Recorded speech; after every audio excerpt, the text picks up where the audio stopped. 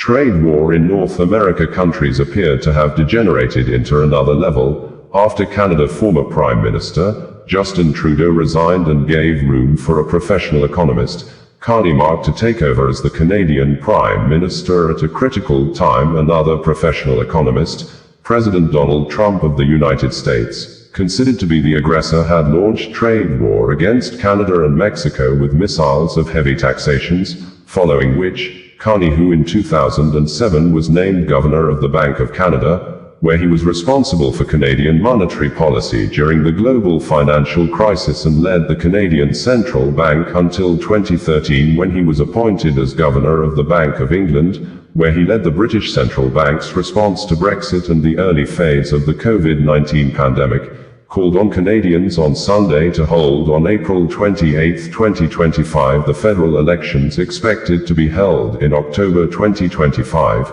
to get the people's mandates to tackle President Donald Trump, whom Carney accused of wanting to break Canadians, so that the US can annex Canada as a state under US rule. This may interest you to know that President Donald Trump, who graduated from the University of Pennsylvania in 1968 with a bachelor's degree in economics and became the president of his family's real estate business in 1971, which Trump renamed it the Trump Organization, and began acquiring and building skyscrapers, hotels, casinos, and golf courses, which along the line, Trump led the inherited family business into 6 bankruptcies in the 1990s and 2000s, forcing Trump to begin side ventures, and from 2004 to 2015, Trump hosted the reality television show, The Apprentice, which scaled up his popularity, and luckily for Trump, he won the 2016 presidential election against Democratic nominee Hillary Clinton and became U.S. President for the first time, and later returned to the White House for the second time after he won the November 2024 U.S. presidential elections. Canada's new Prime Minister, Mark Carney, on Sunday called early elections for April 28, pledging to defeat Donald Trump's drive to annex the United States' huge northern neighbor. Carney was chosen by Canada's centrist Liberal Party to replace Justin Trudeau as Prime Minister, but he has never faced the country's broader electorate, according to local and international media. "I've just requested that the Governor-General dissolve Parliament and call an election for April 28. She has agreed," Carney said in a speech to the nation, referring to King Charles III's representative in Canada, a member of the British Commonwealth. On his X social media post on Sunday, Carney stated that, "We need to build the strongest economy in the G7. We need to deal with President Trump's tariffs." Earlier in the month, Trump ordered the enforcement of his imposed 25% tariffs on Canada and Mexico goods or products, shifting relations between the 3 neighboring countries. "We are facing the most significant crisis of our lifetimes because of President Trump's unjustified trade actions and his threats to our sovereignty," Carney said, speaking to outlets in Ottawa.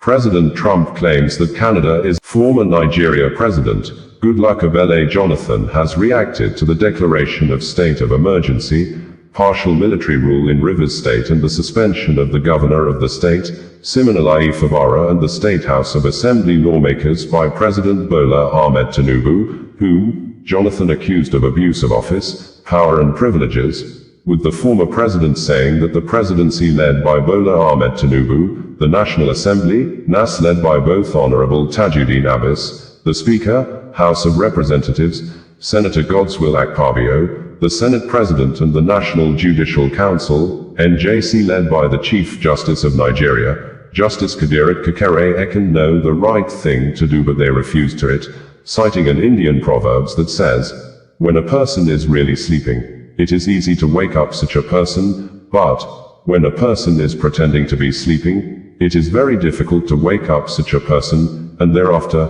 categorically stated that the 3 arms of government in Nigeria are pretending to be sleeping, with emphasis that no business investor brings his or her money to invest in a country where the executive dictates for judges what the judgment should be. The former president, Goodluck Ebele Jonathan, who once as the president of Nigeria declared a state of emergency in some northern states without suspending civil rule or allowing the military to take over the governance of the states, stated this while speaking as the chairman at the Hask Satumari Foundation colloquium in Abuja on Saturday. These actions by key actors in the executive and legislative arms of government paint the country in a negative light, Jonathan said.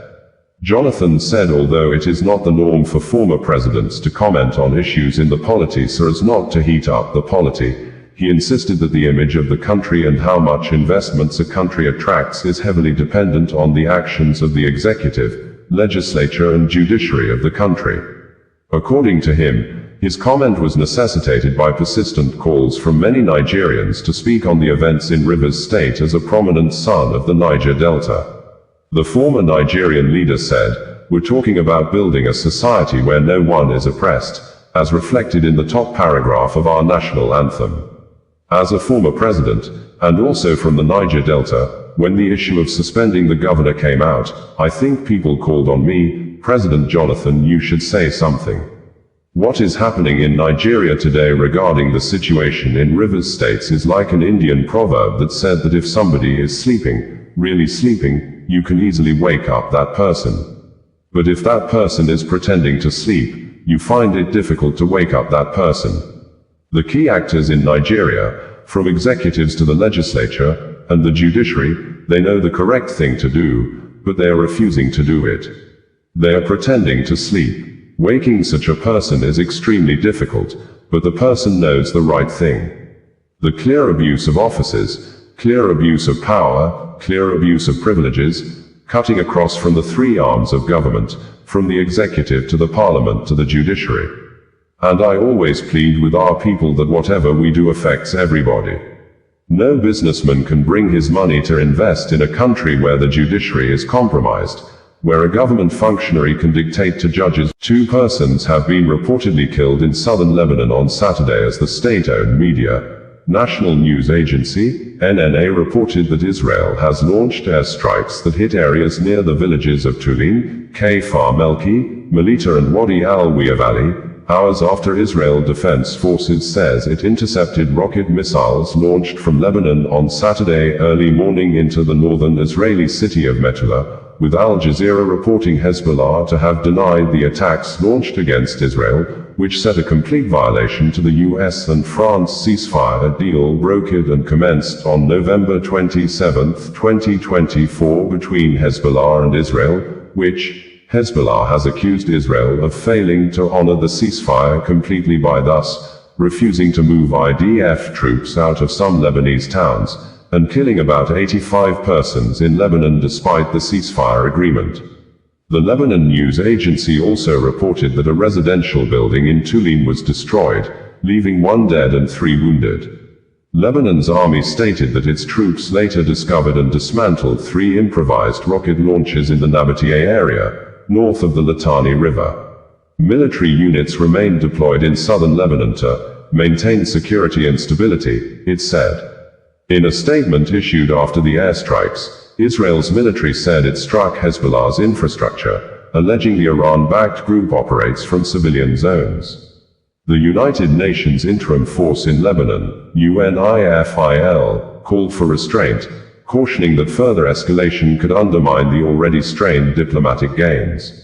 Local media reported that Saturday's rocket fire marked the first such incident from Lebanon since early December. Both Israel and Hezbollah have traded blame for repeated breaches of the ceasefire, which remains technically intact but has been strained by sporadic clashes and unresolved border disputes. The Lebanese National News Agency stated that the airstrikes targeted the heights of Mount Safi, the outskirts of Kfar Hauna, Jabal al-Rafi, and the towns of Said and An Kana in southern Lebanon. Adding that 2 Israeli raids targeted Baslia in the Jazin area and Birkit al-Jabor in Kfar Juna, southern Lebanon. Israel struck Lebanon on Saturday in retaliation for rockets targeting Israel, in the heaviest exchange of fire since the ceasefire, according to CNN.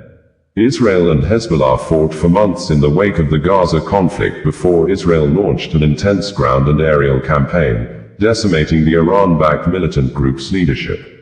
Under the ceasefire reached in November, Israeli forces were supposed to withdraw from all Lebanese territory by late January.